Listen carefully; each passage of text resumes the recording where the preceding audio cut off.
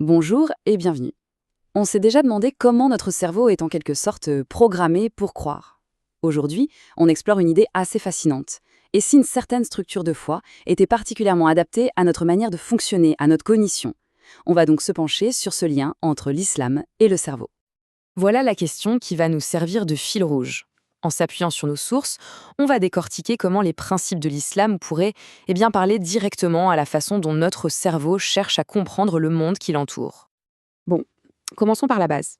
Notre cerveau, il n'est pas du tout une page blanche. C'est une incroyable machine à donner du sens, et elle a ses propres règles du jeu.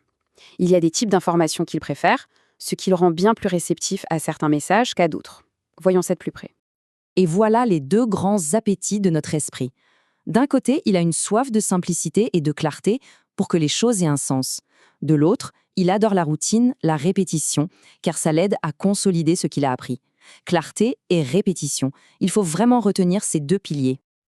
Alors, comment est-ce que l'islam répond à ce premier besoin, cette quête de clarté?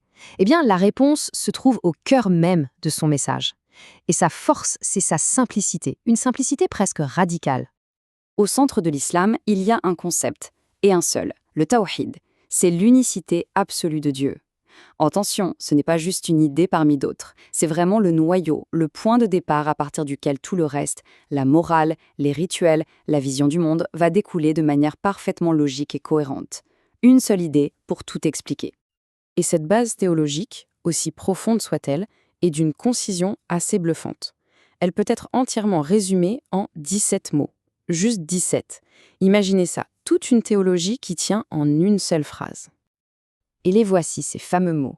Ils viennent de la sourate Al-Ikhlas. Ce sont 4 affirmations limpides qui définissent Dieu. C'est direct, il n'y a pas d'ambiguïté et c'est incroyablement facile à retenir. C'est pile le genre de message simple et puissant que notre cerveau est fait pour intégrer.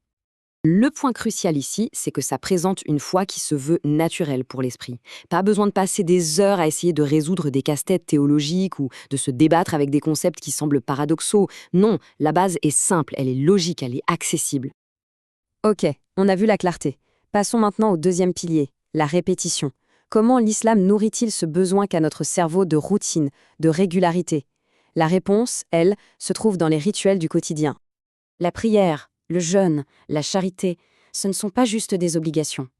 Il faut plutôt voir ça comme des outils cognitifs. Chaque jour, ces gestes répétés viennent renforcer l'idée centrale du tawhid et l'inscrivent profondément dans la mémoire, dans le cœur. C'est comme ça que la foi devient une seconde nature et qu'elle est accessible à tout le monde, sans avoir besoin d'un doctorat en théologie. Maintenant, on va assembler les pièces du puzzle. D'un côté, on a une idée centrale très simple, de l'autre, des rituels qui viennent la renforcer jour après jour. Voyons comment cette combinaison donne naissance à un système de croyance qui se veut universel.